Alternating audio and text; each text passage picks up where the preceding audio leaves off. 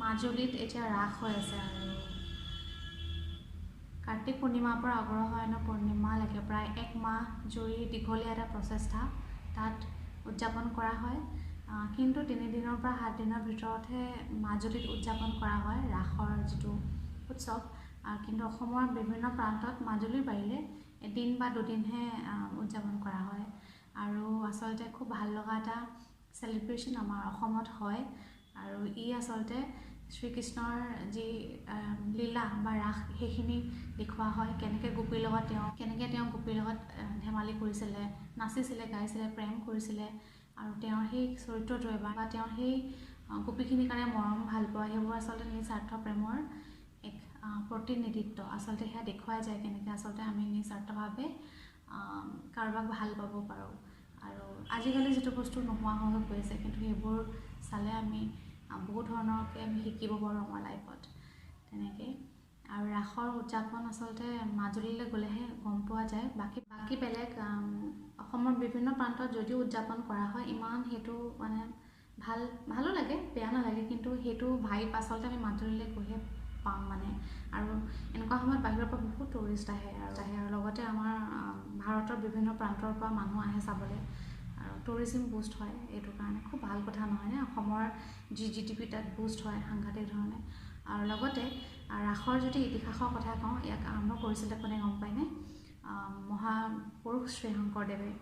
আৰু তেওঁ আচলতে অকল ৰাস বুলি নহয়, অংকীয়া নাট, সত্ৰীয়া নৃত্য আৰু বৰগীতৰ যি তেওঁৰ সৃষ্টি, সেইটো সৃষ্টি আচলতে অকল মাজুলীতহে জীয়াই আছে। যদিও আমি আচলতে সাংবিধানিক মতে সত্ৰীয়া ডান্সৰ যি প্ৰিজাৰ্ভেশ্যন আছে নহয়নে, 6টা ক্লাছিকেল ডান্সৰ ভিতৰত এটা সত্ৰীয়া ডান্সো পৰে, হয় তেনেকৈ সংৰক্ষিত হৈ আছে। কিন্তু আমি আজিৰ যুগৰ ল'ৰা ছোৱালী হিচাপে আমি বহু ক্ষেত্ৰত নাজানো, আচলতে নকৰোঁ সেইবিলাক, আমি গুৰুত্ব নিদিওঁ, নাচাওঁৱেই বা নাচিব লাগে আমি সেইবিলাক ট্ৰাই কৰিব লাগে, নকৰোঁ। আৰু কিন্তু মাজুলীত সেই কালচাৰটো জীয়াই আছে। সেইকাৰণে মাজুলীখন আচলতে কালচাৰেল কেপিটেল হ'ব লাগে অসমত। কিন্তু কিয় মাজুলীখনক এতিয়ালৈকে সেইটো টেগ দিয়া হোৱা নাই? যদিও ইউনেস্কোৰ হেৰিটেজ মতে টেগ পাইছে কিছু ক্ষেত্ৰত। আৰু পৃথিৱীৰ চবতকৈ ৰিভাৰাইন এখন আইলেণ্ড হয় আৰু সাংঘাতিক নহয়নে? আৰু অসমত আচলতে 2খনেই পৰে। চবতকৈ সৰু যিখন আইলেণ্ড গোটেই পৃথিৱীৰ ভিতৰত সেইখন উমানন্দ, আৰু চবতকৈ ডাঙৰখন হৈছে মাজুলী।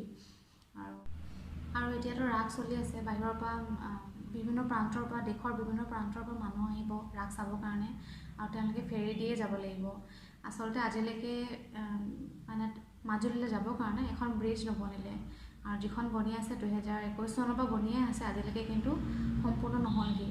মাত্ৰ 75% কাম হৈছে বুলি কৈছে। আৰু 8 কিলোমিটাৰ এখন ব্ৰিজ কেতিয়া যে হ'বগৈ নাজানো। আৰু সেইখন হ'লে আচলতে আমি ফ্ৰীলি বা ভয় নোখোৱাকৈ যাব পাৰিম। মই আচলতে আজিলৈকে মাজুলী যোৱা নাই, লাজৰ কথা হয়নে? পিছে মোৰ ফেৰীত যাবলৈ আচলতে খুব ভয় লাগে। আৰু যেতিয়া ব্ৰিজখন হ'ব তেতিয়াহে মই যাম। আৰু তেতিয়া আৰু টুৰিজিম আৰু বুষ্ট হ'ব। মানে যেতিয়া এডোখৰ জেগা মানে ট্ৰান্সপৰ্টেশ্যন ছিষ্টেমটো যেতিয়া ষ্ট্ৰং হয়, তেতিয়াহে টুৰিজিম বুষ্ট হয় বা সেই জেগাডোখৰ যি কালচাৰ, যি নৰ্মছ, সেইখিনি এক্সপ'জাৰ পায়।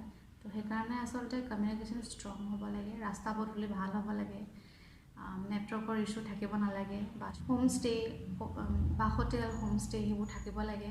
তেতিয়াহে এডোখৰ জেগা বুষ্ট আপ হয়। আৰু 2011 চনৰ চেঞ্চাছৰ মতে মাজুলীৰ মাটিকালিন কিমান আছে গম পায়নে? তেতিয়া আছিলে 880 স্কুৱাৰ কিলোমিটাৰ। আৰু আজি গৰাখহনীয়া হৈ থাকিলেগৈ মাত্ৰ 350 স্কুৱাৰ কিলোমিটাৰ। আচৰিত নহয়নে? সেইকাৰণে আচলতে চৰকাৰে এই মাজুলীখনৰ ওপৰত বিশেষভাৱে গুৰুত্ব দিয়াটো উচিত। আৰু মাজুলীখনক আচলতে কালচাৰেল কেপিটেল হিচাপে খুব সোনকালে ঘোষিত কৰিব লাগে। তেতিয়াহে তাক সংৰক্ষিত কৰা যাব। আৰু মাজুলীখনৰ লগত আমাৰ অস্তিত্ব জড়িত হৈ আছে। মাজুলীখন যদি এনেকৈ হেৰাই গৈ থাকে, আমাৰ অসমীয়া মানুহৰ যি পৰিচয়, যি কলা সংস্কৃতি, সেয়াৰ লগতে নাইকিয়া হৈ যাব।